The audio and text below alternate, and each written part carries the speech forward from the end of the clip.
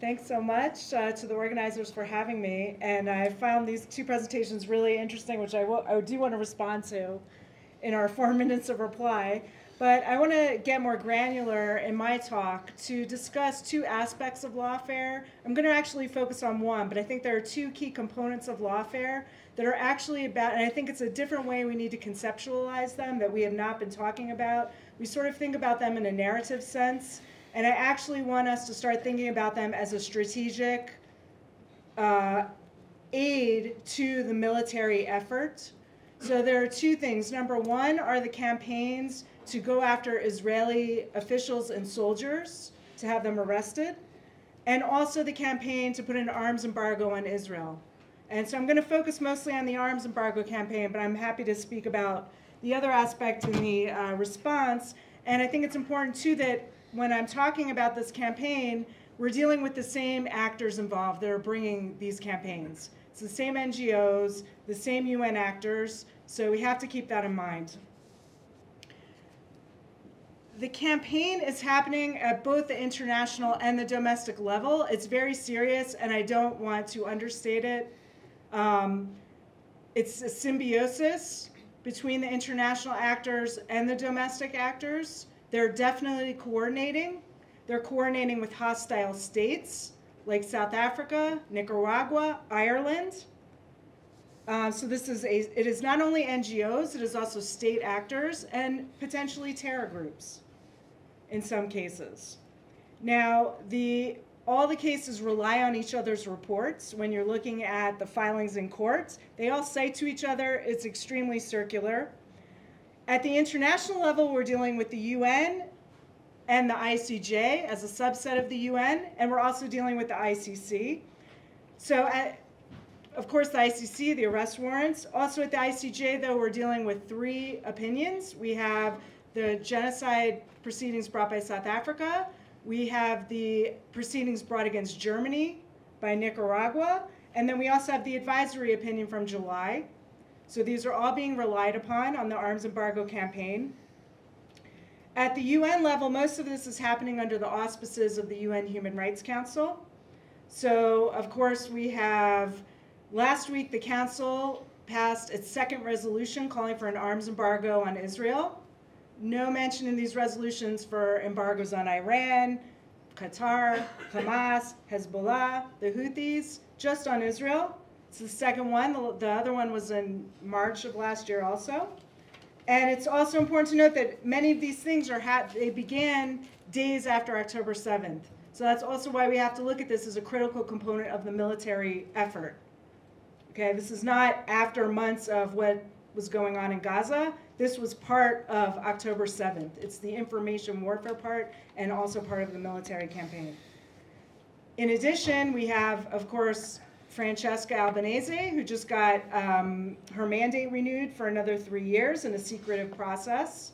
So she is issuing a report on arms embargoes in the summer. We have the Permanent Commission of Inquiry, headed by Navi Pillay. They are also mandated to do a report on arms embargoes. That got delayed a little bit, so that should come out sometime next year. And we also have what's known as the settlement database. So currently there are 90 companies identified on that database. Right now they got 700 submissions to add additional companies. And so over the summer they will issue an update which will likely contain hundreds of companies, many of them involved in defense. So a lot of these international proceedings are feeding into the domestic proceedings. And in addition to the domestic cases where we have actual lawsuits, we also have mass lobbying campaigns, again, by the same actors. And it's not only going against Israel, it's going against local companies in those countries. It's also going against local officials. So a couple of months ago, we had one of these NGOs file communication with the ICC against Joe Biden and Anthony Blinken for their role in the genocide. So it's also to deter third states. It's not just deterring Israel, it's to deter third states and their helping of Israel in its military effort. And in some of these countries, there have been multiple lawsuits. So I don't have time to go into detail, but again, I can do so in the Q&A. The countries we're seeing these lawsuits, and again, they're specifically chosen because they're the closest allies to Israel. And they're also chosen because they are partners in the F-35 program. And that's the main target. They're targeting the F-35. And that's why these countries are being chosen. So we have the Netherlands, the UK, Denmark, Canada, the US, France, Germany, and Australia. In several of these countries, the cases were dismissed on act of state grounds, but there are still proceedings going on in the UK, in the Netherlands, and in Canada. And lest we are happy that some of these cases are getting dismissed, no, we should not be happy about it, because in several of these cases, very bad precedents have been set. So in the UK, there's going to be a hearing in a couple months. But in that case, the government has said Israel does not have a commitment to IHL, and that's why they cut off some of the export licenses. And they're still keeping the F-35, not because they support Israel, but because they are number 2 in the program and they don't want to alienate the United States. It has nothing to do with us or our battles here. They're completely opposed to giving us any of this capability. And now it is in British courts that the UK government thinks that Israel has no commitment to IHL. So that's extremely disturbing development that I've already seen reverberating in BDS resolutions, in shareholder resolutions around the globe. And also in the ICJ Nicaragua v. Germany case, the court did not issue provisional measures in that case, but it wasn't because they didn't think Germany had an obligation. It's because Germany said in the proceedings they weren't giving us any weapons. So again, we shouldn't be thinking, oh, okay, it's a great thing that that happened in that case.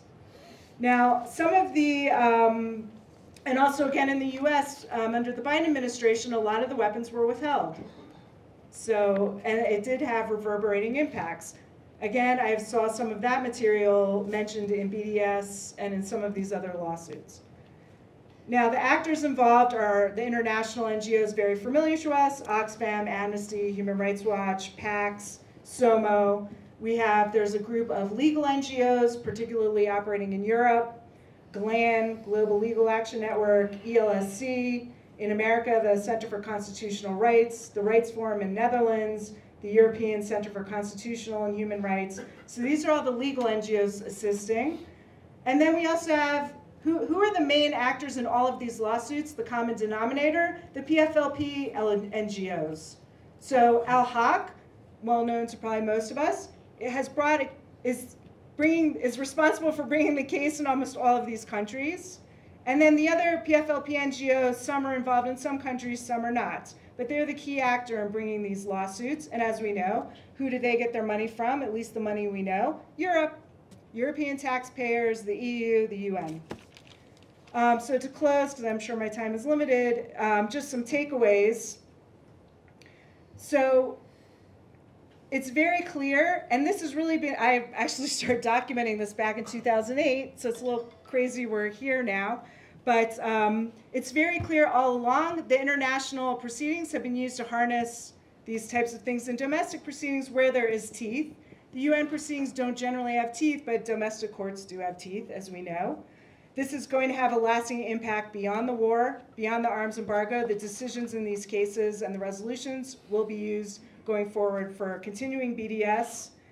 The fact that the PFLP is involved, or PFLP-linked NGOs is involved, what does that say when you have a terror-linked NGO going to a foreign country to mess with their weapons policy, with their foreign policy? Okay? That's a critical national security issue, not just for Israel, but for those countries. Why are terror-linked groups, some have been designated as terror organizations, going to these countries and allowed to change their foreign policy? I think that's pretty astounding that that's allowed. Again, coordinating with hostile states. And the other big factors, who is funding all of this activity? How are these groups all able to coordinate across the globe? Where is the money coming from? This is not just coming from EU money. It's not enough money. Now, they are getting some pro bono help, but one case that I'm familiar with has 11 lawyers working on it in one of the countries, several of them senior lawyers. Those are not cheap. So who is paying for all of this? And that's something where, again, why we need to think of this as a national security threat. I believe these countries need to start investigating who are these actors, who is funding them, and to start looking at them in a different way beyond simply, oh, we're just trying to uphold human rights. Because whether or not it's deliberate on the part of some of those NGOs, the impact is that they are helping the other side in this fight. Thank you, Anne. So thanks.